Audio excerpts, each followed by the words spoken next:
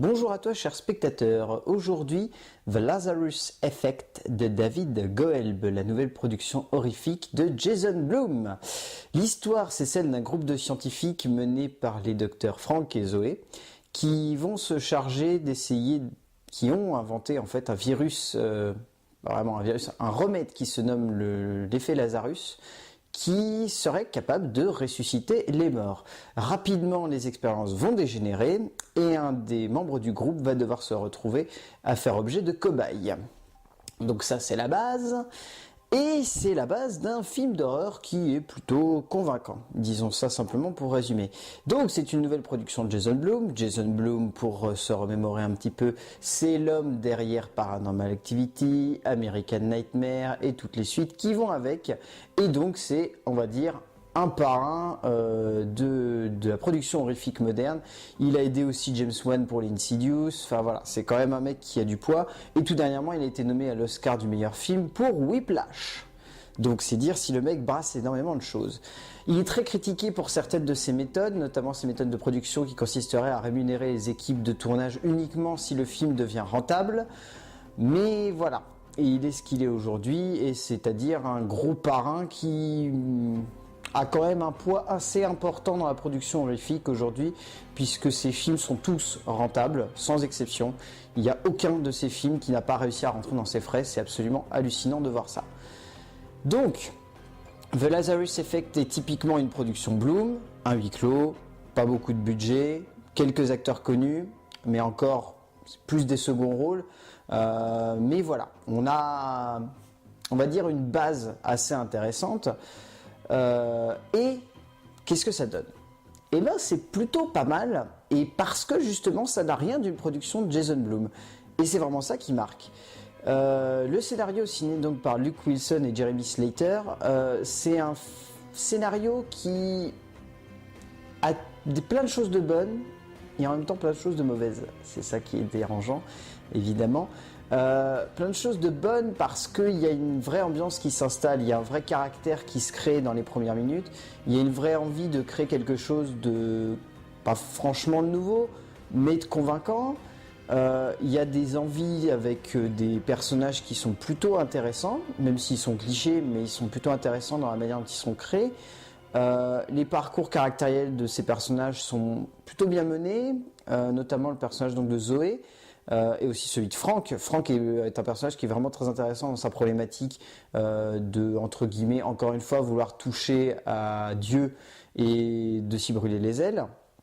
Et pour autant, ça reste assez simple parce que les deux scénaristes savent qu'ils vont mettre les pieds dans quelque chose qu'on connaît dans tous les sens et de long et en large.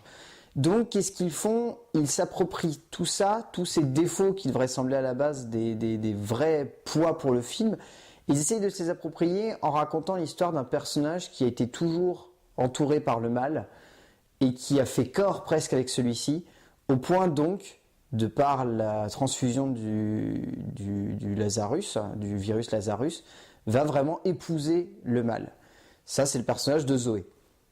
Et c'est ce qui mène à une réflexion quand même assez intéressante, puisque tout le long du film, le personnage de Zoé est vraiment entouré par le mal, elle est galvanisée par le mal, elle est presque dominée par le mal, que ce soit quand elle dort, quand elle se frotte à son métier, etc. Elle est tout le temps en contact avec le mal, et de ce point de vue-là, c'est vraiment intéressant, parce que le personnage gagne en caractère. Au niveau de la mise en scène, David Goelb, donc, c'est pas franchement connoté d'un point de vue vraiment de la mise en scène extrêmement intelligent. Si on peut lui reconnaître un vrai truc, un vrai plus, c'est de ne pas trop jouer la carte des jumpscares et de vraiment travailler son ambiance, de vraiment jouer la carte de créer quelque chose de très anxiogène, de vraiment noir, avec très peu d'instants où on a la sensation que les personnages vont pouvoir s'en sortir. Et pour ça c'est bien. Après, elle ne ressort pas vraiment de l'ordinaire, sa mise en scène. Elle est quand même très édulcorée. Elle pourrait rentrer dans n'importe quel cadre et ça aurait pu être n'importe quel mec qui aurait pu la faire. David Goelb apporte pas vraiment une patte qui fasse la différence et qui change. Il y a un joli travail de la photo derrière quand même qui est plutôt bien fait, notamment au niveau du jeu des couleurs, au niveau de la manière dont l'ambiance est instaurée, au niveau du traitement de l'image. Enfin voilà, il y a un grain assez particulier sur certaines images qui apporte une certaine esthétique au film et ça fonctionne plutôt bien. Mais voilà, c'est pas transcendant, on va dire. Au niveau du casting, Olivia Wilde et Marc Duplass donc sont vraiment au centre du film. Bon, Marc Duplass est bien, mais on sent, étrangement et encore une fois, que Duplass n'est pas un acteur à la base. À la base, Duplass c'est un réalisateur. Et là, pour le coup, il campe un personnage avec plus ou moins de subtilité, mais il n'est pas extraordinaire. Il fait un peu Monsieur Tout-le-Monde, et en cela, le travail du personnage est plutôt intéressant. Mais après, voilà, il ressort pas vraiment, celle qui ressort vraiment, c'est Olivia Wilde. Cette femme, elle est extraordinaire parce qu'elle arrive à camper un personnage avec tellement de vicieux qui traînent dans le regard et en même temps tellement de beauté qu'on n'a pas envie d'y croire.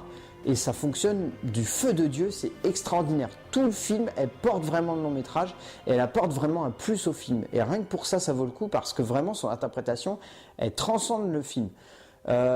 Rapidement, il y a Martin Freeman qui fait une apparition. Alors Martin Freeman, le vieux, pas le jeune, qui fait une petite apparition dans le rôle d'un patron d'une entreprise qui est plutôt pas mal. Voilà, il apporte pas grand chose, mais il est plutôt intéressant, donc voilà, c'est quand même à noter. Mais voilà, le casting est plutôt bon. Donc ouais, The Lazarus Effect, c'est pas vraiment la production horrifique qui révolutionnera le genre, c'est pas non plus la production horrifique qui révolutionnera les productions de Jason Blum, mais c'est un bon film de genre, voilà. Ça se savoure tel quel, ça se regarde sur l'instant, c'est bien. Voilà, on n'en demande pas plus à ce genre de film, et de ce point de vue-là, ça fonctionne bien. Donc ouais, The Lazarus Effect de David Goelb, à voir en salle, pour se faire une petite frayeur en ce moment, c'est le bon plan. A plus!